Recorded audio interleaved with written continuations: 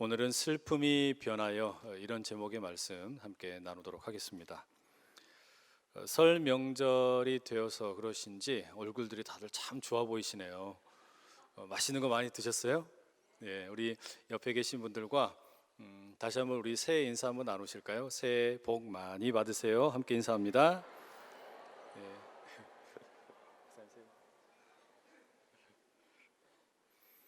어제가 우리 고속도로의 교통량 통행량을 보니까 가장 많은 하루였다라는 그런 통계가 나왔더라고요. 어제 하루에만 한 520만 대, 510만 대 이 정도의 차량이 고속도로를 이용을 해서 고향을 찾고 또 돌아오는 그런 길을 갔다고 합니다. 이렇게 수많은 차량들이 고속도로로 쏟아져 나오고 또 버스와 열차가 매진이 되고 많은 사람들이 행복한 웃음을 띠고 고향으로 향하고 또 돌아오는데, 이런 연휴가 마땅히 행복하지 않은 분들도 계십니다.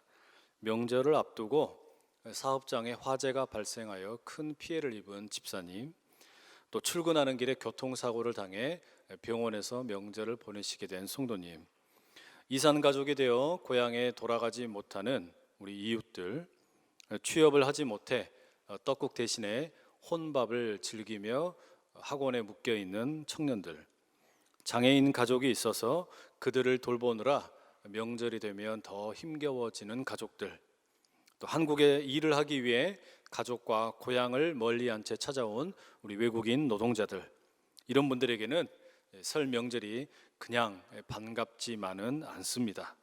그런데 이처럼 설 명절이 돌아오는 것이 그렇게 반갑지 않은 이들에게 꿈 같은 소식이 전해진다면 어떻게 될까요? 사업장 화재 보상이 다 되었고, 교통사고 후유증이 하나도 없고, 좋은 직장에 합격을 하고, 남한과 북한이 통일이 되고, 장애인이 살기에 아무런 불편함이 없는 세상이 되고, 고향에 있는 가족들이 한국에 방문하여 휴가를 같이 보낼 수 있다, 이런 꿈 같은 소식을 누군가가 전화로 전달해 주었다. 기분이 어떻겠습니까? 기쁘겠죠. 그런데 이게 너무 현실과 동떨어진 그런 소식을 접하게 되면 이게 믿어지기보다는 황당하다, 또 믿기 어렵다, 이런 생각을 가질 수 있습니다. 오히려 그렇게 전화하는 사람이 있으면 너 혹시 나를 놀리는 거냐? 전화로 지금 나를 장난질하는 거냐? 이런 희망 고문을 하는 거냐? 이런 생각이 들 수도 있다라는 말이죠. 사실 오늘 우리가 함께 읽은 이 본문도 그런 황당한 이야기라고 할 수 있습니다. 왜냐하면 오늘 우리가 읽은 이 이사야 35장을 앞 뒤로 살펴보면 이게 전혀 어울리지가 않는 내용이 나와 있기 때문입니다. 34장과 36장이 그다지 유쾌한 내용이 아닙니다. 먼저 34장을 보시면 온 세상에 대한 하나님의 분노와 심판에 대한 묘사가 가득합니다. 3절과 4절에 이런 내용이 나옵니다. 세 번역으로 읽어드리죠. 죽은 자들이 내동댕이 쳐져서 그 시체에서는 악취가 솟아오르며 홍수처럼 흐르는 피에 산들이 무너져 내릴 것이다. 해와 달과 별들이 떨어져서 가루가 되고 하늘은 마치 두루마리처럼 말릴 것이다. 포도나무의 잎이 말라 떨어지듯이 무화과 나무의 잎이 말라 떨어지듯이 하늘에 있는 별들이 떨어질 것이다. 너무 파괴적인 그런 그림이 그려지지 않으세요? 피가 홍수가 되어서 산들을 무너뜨릴 만큼 무서운 내용을 담고 있습니다. 게다가 36장으로 넘어가시면 무슨 내용이 나옵니까? 1절과 2절을 제가 세 번역으로 읽어드립니다. 히스기야 왕 제14년에 아시리아 왕 사네립이 올라와서 견고한 유다의 모든 성읍을 공격하여 점령하였다. 그래서 아시리아 왕은 라기스에서 랍사게에게 많은 병력을 주어 예루살렘의 히스기야 왕에게로 보냈다. 그는 빨레토로 가는 큰 길가 윗 저수지의 수로 옆에 주둔하였다. 유다 임금 히스기야 시대에 아시리아라는 거대한 나라가 이스라엘을 쳐들어와서 많은 성들을 다 무너뜨리고 불태우고 정복했습니다. 이제는 예루살렘, 이스라엘의 수도마저도 정복하겠다고 쳐들어온 겁니다.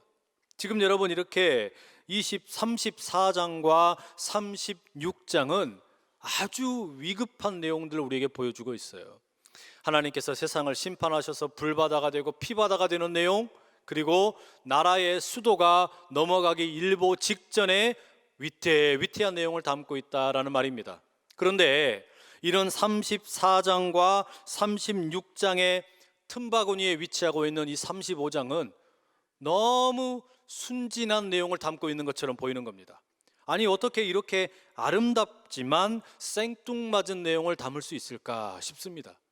오늘 함께 읽지는 않았지만 35장의 1절과 2절 말씀을 세 번역으로 읽어드립니다. 광야와 메마른 땅이 기뻐하며 사막이 백합화처럼 피어 즐거워할 것이다. 사막은 꽃이 무성하게 피어 크게 기뻐하며 즐겁게 소리칠 것이다. 레바논의 영광과 갈멜과 샤론의 영화가 사막에 꽃 피며 사람들이 주님의 영광을 보며 우리 하나님의 영화를 볼 것이다. 좋죠? 얼마나 좋은 내용입니까? 그런데 이 좋은 내용이 그 자체로는 너무 좋지만 앞 뒤에 나오는 내용과 연결을 시켜보면 이게 영 이상합니다. 너무 뚱딴지 같은 내용인 거예요. 이질적인 거죠. 전혀 개연성이 없는 내용을 담고 있는 것처럼 그렇게 보인다라는 말입니다. 말하자면 지금 현실은 포탄이 날아다니고 총칼이 난무하는 전쟁터인데 거기서 뭐라 그러는 거예요? 평화롭다라고 이야기하는 것 같고, 또 시리아 난민들이 거주하는 캠프에서 죽어가는 어린이들이 너무너무 많은데 바로 거기에서 지금 뭐라고 말하는 겁니까? 배부른 희망을 이야기하는 것처럼 보입니다. 게다가 죽음의 겨울을 보내는 노숙자들 앞에서 헛된 기쁨을 이야기하는 것 같다라는 말이죠.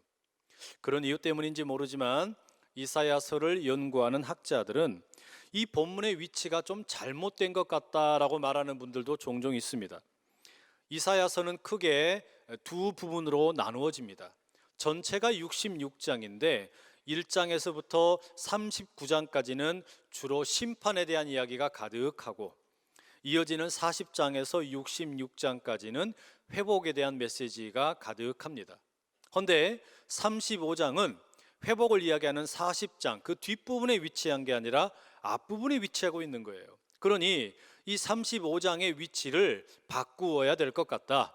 35장을 앞부분에 둘 게 아니라 사실은 40장 뒤쪽으로 가야 맞는 것 같다. 그래야 자연스럽다. 이렇게 이야기하는 분들이 있다라는 말이에요. 그럼 여러분, 우리가 질문이 하나 생기는 겁니다. 도대체 누가 35장을 현재의 위치에 갖다 놓았냐라는 거예요. 누가 여기다 갖다 놨을까요? 이사야서를 기록한 저자가 이렇게 했을까요? 아닙니다. 성령께서 그렇게 하셨습니다. 성령께서 이사야서를 기록한 저자에게 이렇게 말씀하신 거예요. 여기에다가 이 말씀을 기록해라. 여기에 이 말씀을 두어라. 이런 말씀을 하셨죠. 왜 이렇게 어색한 자리에다가 35장에 어울리지 않는 내용을 갖다 놓았을까? 저는 이런 신학적인 상상을 해보았습니다. 성령께서 이사야서를 기록하는 저자에게 말씀을 하시는 거예요. 앞뒤로는 아무런 희망도 보이지 않고 절망과 상처와 모든 상함들만 가득한 것 같고, 누구도 지금 희망을 기대할 수 없고 기쁨을 기대할 수 없고 어떤 즐거운 일을 기대할 수 없는 그 모든 문맥을 끊어버려라. 그리고 거기에 생뚱맞는 하나님의 희망을 집어넣어라. 부정적인 흐름의 문맥을 차단하고 절망과 슬픔과 아픔의 흐름을 가로막고 뒤집어라. 이렇게밖에 이해할 수가 없다라는 말입니다. 성령께서 영감을 주셔서 그럴듯하게 이해될 수 있는 자리가 아니라 조금도 이해되지 않는 자리에 오늘 우리가 함께 읽은 이사야 35장의 본문이 들어있습니다. 그런데 여러분, 이것은 이사야 35장만의 이야기가 아닙니다. 이게 성령께서 오늘 우리 가운데 이야기하시는 희망의 이야기이며, 성령께서 들려주시는 회복의 이야기이며, 성령께서 말씀하시는 새로움의 이야기인 줄로 믿습니다. 누구도 생각하지 못하던 때에 느닷없는 자리에 하나님께서는 우리에게 희망과 기쁨과 새로움을 선포하신다라는 말입니다. 모두가 잘 될 것이라고 이야기할 때는 굳이 잘 될 거란 이야기할 필요가 없지요. 하지만 모두가 다 부정적으로 이야기하고 누구도 감히 긍정적인 이야기를 할 수 없고 은혜에 대해서 이야기할 수 없는 그때에 성령께서는 우리의 입을 통하여 말씀하게 하시는 겁니다. 바로 그러한 절망스러운 상태에 있는 이들에게 희망과 소망과 기쁨을 선포하라 말씀하시는 겁니다. 감히 꿈꿀 수 없는 상황인데도 선포하게 하시고, 지난 시간도 힘들었고 앞으로 다가올 시간도 힘들어 보이는데 바로 그런 한복판에 끼어 있는 이사야 35장 같은 우리의 인생인데도 불구하고 하나님께서 우리에게 들려주시는 겁니다. 희망을 가지고 소망을 가지고 기쁨을 가지고 이 한 해를 출발하라 말씀하시는 겁니다. 그래서 우리는 2017년을 시작하면서 고린도후서 5장 17절의 말씀을 붙잡았죠. 그런즉 누구든지 그리스도 안에 있으면 새로운 피조물이라, 이전 것은 지나갔으니 보라 새 것이 되었도다. 여러분, 이 새롭게 되는 것은 감히 생각하지 못하던 때에, 아무도 꿈꾸지 못하던 때에 이런 일이 과연 일어날 수 있을까 그렇게 질문이 생기는 때에 하나님께서 행하시는 새로운 희망이요 기쁨이요 소망인 줄로 믿습니다. 그럼 여러분, 오늘 이 본문은 구체적으로 우리에게 어떤 변화를 일으키신다고 말씀하실까요? 이 본문에는 우리에게 세 가지의 변화를 들려주고 있습니다.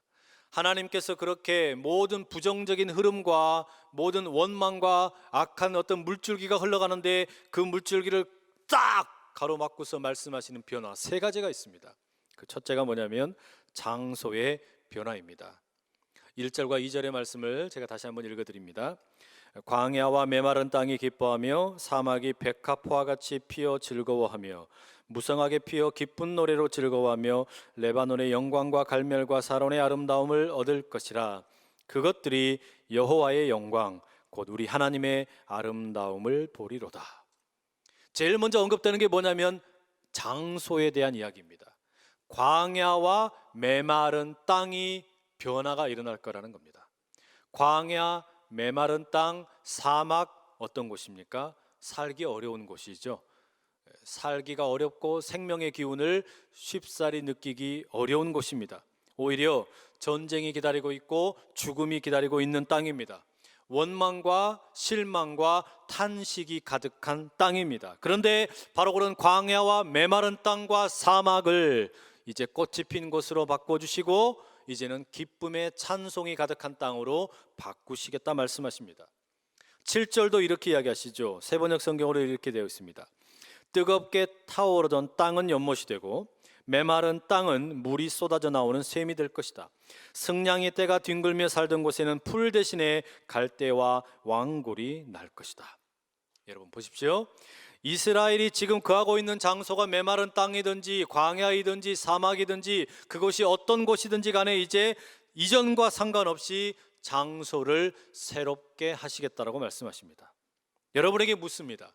지금 여러분이 거하고 계시는 곳은, 여러분이 계시는 장소는 어떤 곳입니까?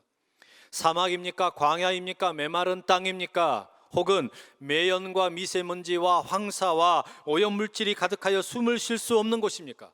혹은 경쟁으로 인하여 사람 냄새를 맡을 수 없는 치열한 삶의 현장입니까? 혹은 돈이 사람보다 대접받고 있는 그런 안타깝고 비정한 곳입니까?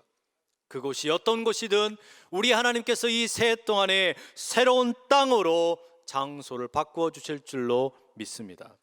죽음의 땅을 광야와 메마른 땅과 사막을 꽃이 가득 피어 있는 아름다운 땅으로 바꾸실 것을 믿으실 수 있기를 축복합니다. 두 번째 변화는 사람에게 변화가 일어나는 것입니다. 특별히 고통을 당하고 있는 사람에게 일어날 변화에 대하여 오늘 본문이 이야기해 주고 있습니다.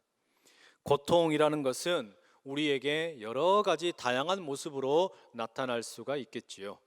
프랑스의 여성 철학자 중에, 신비주의 철학자 중에 시몬 르 베이유라는 사람이 있습니다.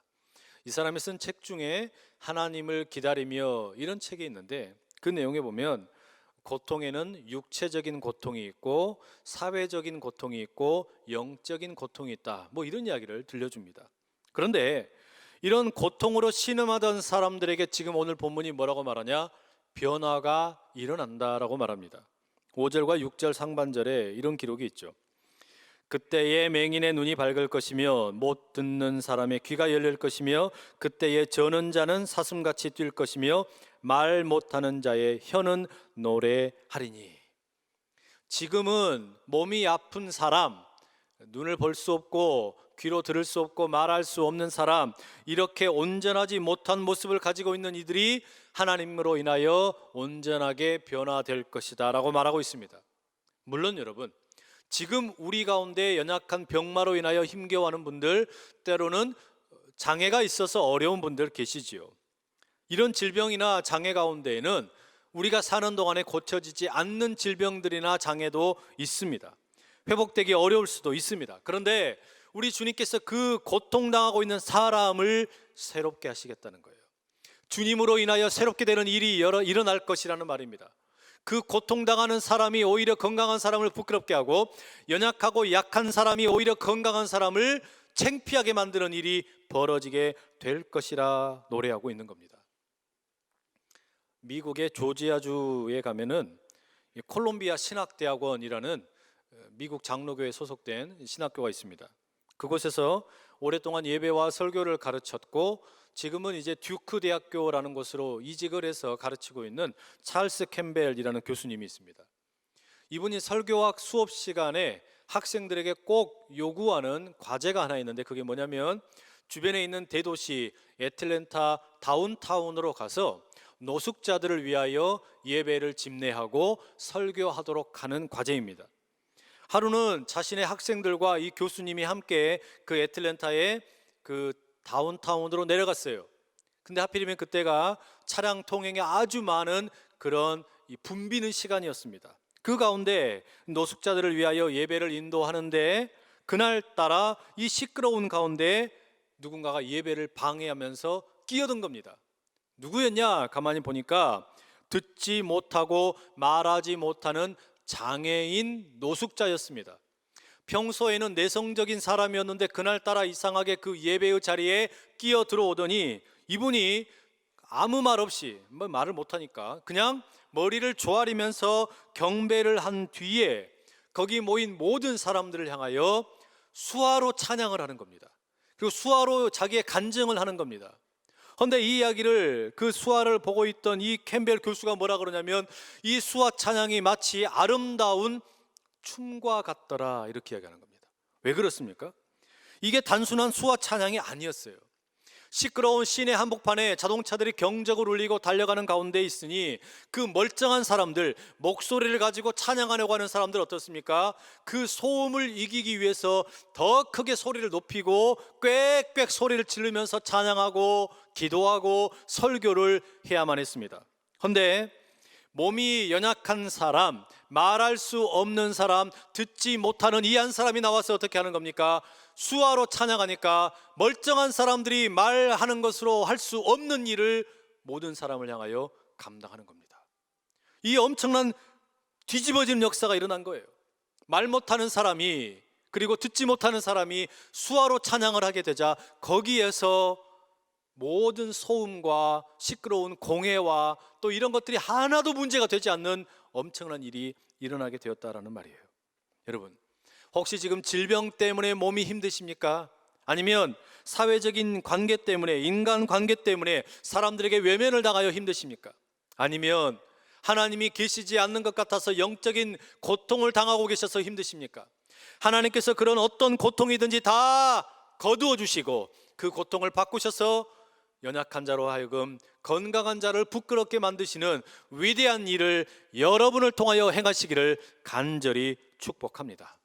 어떤 상황에서도 우리 하나님은 우리의 연약한 몸을 강하게 만드시고, 몸이 연약할지라도 더 멋지게 하나님께 찬양하며 예배할 수 있는 그런 삶을 살게 하실 줄로 믿습니다. 마지막 세 번째 변화는 뭐냐? 이 성경의 세 번째 변화는 길의 변화입니다. 성경은 때로 길에 대한 이야기를 자주 들려주지요. 그런데 성경에 등장하는 이 길에 대한 이야기는 오늘 우리가 살고 있는 길과 사뭇 다른 모습입니다. 우리가 다니는 길은 이 밤에도 밝은 가로등이 있어서 무섭지 않습니다. 또 차선이 그어져 있어서 안전합니다. 경찰이 순찰을 돌고 있기 때문에 별다른 문제가 없습니다. 하지만 성경이 기록되던 당시의 길은 다릅니다. 어두운 길에 어떤 빛도 찾아볼 수가 없습니다. 여행객들을 노리는 범죄자들이 숨어 매복하고 있습니다. 때로는 거친 들짐승들의 먹잇감이 될 수도 있습니다. 그렇기 때문에 어두운 밤에 집을 나서서 여행을 가는 것은 대단히 위험한 일입니다. 그런데 지금 이사야가 이 길에 대하여 뭐라고 우리에게 이야기합니까? 8절과 9절에 이런 내용이 나오죠. 거기에 대로가 있어 그 길을 거룩한 길이라 일컫는 바 되리니 깨끗하지 못한 자는 지나가지 못하겠고 오직 구속함을 입은 자들을 위하여 있게 될 것이라. 우매한 행위는 그 길로 다니지 못할 것이며 거기에는 사자가 없고 사나운 짐승이 그리로 올라가지 아니하므로 그것을 만나지 못하겠고 오직 구속함을 받은 자만 그리로 행할 것이며. 오늘 본문은 새로운 길에 대하여 이야기해 주고 있습니다. 거룩한 길이 열릴 것이다 라고 말합니다. 우매한 자는 다니지 못하는 길, 그러나 구속함을 입은 자들은 지나가게 되는 길, 사자도 없고 사나운 짐승도 없는 새롭고 안전한 길에 대하여 우리에게 들려주고 있습니다. 이사야가 예언한 이 거룩한 길, 구속함을 입은 자들이 갈 수 있는 길이 도대체 무엇이겠습니까? 우리 주 예수 그리스도인 줄로 믿습니다. 예수님 친히 요한복음 14장 6절에 말씀하셨죠. 내가 곧 길이요 진리요 생명이다 말씀하셨습니다. 여러분, 인생의 길 어디로 가야 할지, 왼쪽으로 갈지 오른쪽으로 갈지, 종로로 갈지 청량리로 갈지 헤매지 마시고 오직 한 길, 우리 주님의 길만 걸어가실 수 있기를 간절히 축복합니다. 그 길 걸어가는 동안에 여러분, 길이 새로워지는 거예요. 안전하지 않은 길이 아니고 빛이 없는 길이 아니고 삶의 의미가 없는 길이 아니고 생명을 주시기 때문에, 우리에게 삶의 의미를 주시기 때문에 가장 안전하고 새로운 길이 여러분 가운데 열리실 수 있기를 간절히 축복합니다. 여러분, 이렇게 우리가 함께 읽은 이사야 35장은 우리가 살고 있는 장소가 바뀌고 고통당하는 사람들이 새롭게 되고 걸어가야 될 인생의 길이 달라질 것이라고 말해주고 있습니다. 그럼 여러분, 이렇게 장소와 사람과 길이 바뀌게 될 것이다. 그럼 여러분, 결국 바뀌는 게 뭘까요? 결국 바뀌는 것은 사람의 기대입니다. 기대하는 마음이 바뀌게 된다는 말이죠. 10절에 이런 말씀이 나오죠. 여호와의 속량함을 받은 자들이 돌아오되 노래하며 시온에 이르러 그들의 머리 위에 영영한 희락을 띠고 기쁨과 즐거움을 얻으리니 슬픔과 탄식이 사라지리로다. 여러분, 34장과 36장 사이에 끼어있는 35장 같은 인생을 살아가고 있는 우리들인데 하나님께서 말씀을 하시는 겁니다. 당신이 살고 있는 장소가 바뀌고 고통당하고 있는 당신의 몸과 마음과 영혼이 새롭게 되고 걸어가는 길이 새로워질 것이라고 말씀을 하시는데, 결국 바뀌는 게 뭐냐? 머리에 영영한 희락이 있게 됨으로 인하여 슬픔이 변하여 기쁨으로 바뀌게 될 것이라고 말합니다. 결국 여러분, 이렇게 되면 무슨 일이 생기는 겁니까? 자연스럽게 내가 걸어가야 할 오늘과 내일에 대한, 미래에 대한 기대감이 생기는 거예요. 이 기대감이 우리를 살게 한다라는 말이죠. 이게 무슨 말일까요? 여러분, 지금 어디에 살고 계십니까? 우리는 지금 대한민국이라는 땅 위에 서 있습니다. 여러분은 지금 고통스러워하고 계십니까? 무엇 때문에 고통스러워하고 계십니까? 그리고 여러분이 걸어가고 있는 길은 어떤 길이십니까? 우리가 살고 있는 이 대한민국이라는 땅에 고통당하고 있는 이 현실 때문에 걸어가고 있는 길이 쉽지 않아서 수없이 많은 사람들이 2017년 새해가 밝았지만 기대감이 없어요. 기대하지를 못한다는 말이에요. 왜 기대하지 못하는 겁니까?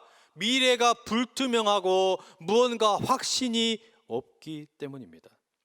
청년들은 연애나 결혼에 대해서 많이들 비관적입니다. 신혼부부는 현실이 너무 막막해서 자녀에 대한 출산 계획을 하지 않고 있는 것이 현실입니다. 그러니 여러분, 지금 우리가 명제를 보내고 있는데 청년들에게 왜 연애를 안 하고 있냐라고 물으시려면 매월 평균적으로 소요되는 데이트 비용 48만 7,448원을 지원해 주시고 물으셔야 됩니다. 또 자녀들에게 왜 결혼하지 않느냐라고 물으시려면 우리나라에서 평균적으로 결혼 비용 절반인 적어도 1억 1,900만 원 정도는 지원해 주실 생각을 하시고 왜 결혼하지 않냐고 물으셔야 된다는 말이에요. 쉽게 말하면 연애나 결혼에 대한 기대감이 없어요. 이게 우리 현실입니다. 그런데 지금 오늘 본문이 뭐라고 말씀하시는 겁니까? 우리의 현실이 지금 34장과 36장 사이에 꽉 막혀 있어서 어디로도 살 길이 없는 것처럼 보이는데 오늘 35장 어울리지 않는 이 내용을 오늘 우리에게 들려주시는 이유가 무엇이겠습니까? 네가 살고 있는 대한민국이라는 땅, 고통당하고 있는 너의 몸과 마음과 영혼의 현실, 그리고 걸어가는 그 길에 어떤 것도 기대할 수 없을 것처럼 보이지만 내가 만물을 새롭게 하겠다, 우리 주님이 말씀하시는 줄로 믿습니다. 이 말씀 때문에 여러분 우리 안에 없었던 기대감이 새롭게 피어날 수 있기를 간절히 축복합니다. 세상이 주는 기대감이 아니라 위로부터만 내려오는 기대감, 땅으로부터 올라오는 기대감이 아니라 외부에서 주어지는 기대감이 아니라 우리 하나님만이 주실 수 있는 내면 속에서 새롭게 새어나는 이 기대감이 여러분에게 정유년을 이끌어가는 힘이 되실 수 있기를 간절히 축복합니다. 내가 현실에 거하는 이 장소가 아무리 황무지 같고 광야 같고 메마른 땅 같고 사막 같을지라도 우리 주님께서 바꾸시면 백합화가 피어있는 꽃이 가득한 곳이 될 것이며, 지금 걸어가고 있는 이 길이 아무리 어려울지라도 우리 주 예수 그리스도를 만나게 되면 그 길이 가장 새로운 길이 될 것이고, 고통받고 있는 이 몸과 마음과 영혼이 주님으로 인하여 온전히 새로워질 것을 믿음으로 인하여 여러분 안에 내가 기대했던 것보다 훨씬 더 큰 일을 행하시는 그 하나님으로 인하여 날마다 기대감이 솟아나는 복된 이 한 해 되시기를 간절히 축복합니다. 설 연휴에 EBS 방송을 보니까 외국인 노동자 특집 방송을 방영을 했습니다. 이 동두천에서 일하고 있는 네팔 출신의 한 노동자에 대한 이야기였습니다. 방송국에서 선물을 준비했어요. 어떤 선물을 준비했을까요? 돈을 준비했을까요? 휴가를 준비했을까요? 아니면 갖고 싶었던 신발이나 아니면 어떤 물건을 준비했을까요? 그런 게 아니었습니다. 가족을 선물로 준비했습니다. 생각하지도 못했던 가족, 네팔에 두고 왔던 아내와 두 아들을 방송국이 초청을 해서 한국 땅에 와서 4명의 가족이 함께 만나게 한 거예요. 이게 기대나 했을 내용이겠습니까? 절대 나에게는 일어날 수 없는 일이라고 생각했겠죠. 그런데 막상 같이 만나니까 이 4가족이 얼마나 기뻐하면서 엉엉 울며 그렇게 재회를 했겠습니까? 마찬가지입니다, 여러분. 하나님께서는 우리에게 언제나 우리의 기대를 뛰어넘어 일하시는 분이신 줄로 믿으시기를 축복합니다. 내 현실이 지금 도저히 기대할 수 없는 일, 내가 살고 있는 장소와 내 몸의 고통과 내 마음의 고통과 내가 걸어가는 길에 알 수 없는 위협들이 있음에도 불구하고 우리 주님 말씀하시는 거예요. 내가 너로 하여금 새로운 기대를 하도록 인도해 주겠다고 말씀을 하십니다. 그러니 그 주님을 찬양할 수 있는 위대한 이 한 해 되실 수 있기를 간절히 소원합니다. 여러분, 우리가 찬양을 하게 되면 객관적인 데이터를 뛰어넘는 위대한 하나님의 세계를 볼 수 있는 힘이 생기는 거예요. 우리가 여러분 지금 한국의 경제가 2017년에 어려울 것이다, 정치가 어려울 것이다, 외교가 쉽지 않을 것이다, 개인 사업자들이 어려울 것이다, 이제 모든 일터의 직원들도 어려울 것이다, 명퇴를 당할지도 모른다, 이런 수많은 객관적인 데이터들이 우리를 억압해 옵니다. 경제 성장률이 2%도 안 될 것이라고 말하고 많은 것들이 우리를 움츠러들게 만드는 게 사실이에요. 그런데 찬양이라는 것이 무엇입니까? 하나님을 향한 기대감이 있기 때문에 객관적인 데이터를 뛰어넘어 새로운 하나님의 세계를 바라보는 능력인 줄로 믿습니다. 그러니 여러분, 이 한 해 동안에 앞뒤로 압도적인 슬픔과 상처와 아픔이 있는 34장과 36장 같은 인생일지라도 그 가운데 놓여있는 이 35장 같은 새해가 되셔서 하나님을 기대함으로 우뚝 서시는 아름다운 이 한 해 정유년 되실 수 있기를 간절히 축복합니다. 하나님께서 함께 하시면 이 광야 같은 나의 삶의 장소가 백합화 가득한 아름다운 꽃밭이 될 것이며, 고통당하던 이 몸과 영혼이 새로워질 것이고 알 수 없는 길을 걸어가는 것 같았는데 예수님으로 인하여 생명력 있는 길을 걸어감으로 인해 우리가 결국은 기대감 넘치는, 세상이 주는 기대가 아니라 하늘이 주시는 기대로 우뚝 서는 은혜를 마음껏 누리실 수 있기를 간절히 축복합니다. 우리 시간에 같이 한번 기도하실까요? 하나님, 정윤회를 시작하며 하나님 아버지 앞에 다시 한번 우리 마음을 다잡고 기도하기 원합니다. 주여, 세상으로부터 들려오는 객관적인 소식들은 우리로 하여금 기대할 수 없게 만들지만, 그러나 주님, 주님이 부어주시는 은혜에 붙잡고 34장과 36장 사이에 껴있는 것 같은 인생일지라도 하나님께서 나의 살고 있는 장소와 내 삶과 내 길을 바꿔주실 것을 믿고 간절히 구하며 나가는 시간 되기를 원합니다. 우리 주여 힘께 세 번에 치고 기도합니다. 주여, 주여, 주여. 하나님 아버지, 우리 인생 가운데 앞뒤로 보면 희망을 기대할 수 없고 기쁨을 기대할 수 없고 하나님 모든 삶 가운데 차단되어지고 절망과 아픔 가운데 있는 상처의 모든 흐름을 뒤집는 인생이 될 수 있도록 인도하여 주시옵소서. 모두가 부정적으로 이야기하고 은혜에 대해서 얘기할 수 없고 그 순간에 하나님 희망과 기쁨과 선포하는 입술을 할 수 있도록 인도하여 주시옵소서. 이 세상으로 인하여 감사하며 나가고 주님을 찬양하는 가운데 세임을 얻을 수 있는 것을 하나님을 기대할 때 객관적인 데이터를 뛰어넘어 우리에게 말씀하시는 하나님의 위대한 세계가 열릴 것임을 믿기 때문이오니 아버지 주여 도와주시옵소서. 이 안에를 시작합니다. 정윤회를 주님께 맡겨드리오니 아버지 도우시고 함께 하시사 아름답고 복된 일들을 마음껏 경험하는 위대한 힘이 우리 가운데 있게 하여 주시옵소서. 사랑하는 아버지 하나님, 정윤현 새해 객관적인 소식들은 우리를 기대할 수 없게 만듭니다. 정치도 경제도 개인 사업도 일터도 기대할 것이 없다라고 우리에게 말합니다. 그러나 우리는 다시 우리 하나님을 기대하며 하나님께 기도하고 하나님의 역사를 기다립니다. 주여, 우리 주님께서 새로운 일을 행하실 것을 기대하며 나가오니 우리에게 기다림의 믿음을 허락하여 주시고 인내의 용기를 주시고 입술로 선포하는 담대함이 있게 하여 주시옵소서. 그래야 우리가 거하는 장소가 광야 같은 곳이었을지라도 꽃밭이 되게 하여 주시고 우리의 육적인 고통, 사회적인 고통, 영적인 고통이 치유되게 하시고 인생의 길이 주님으로 인하여 밝히 빛나게 하여 주시옵소서. 오직 우리 주님만 기대하며 거룩하신 이름 예수 그리스도의 이름으로 간절히 기도드리옵나이다. 아멘.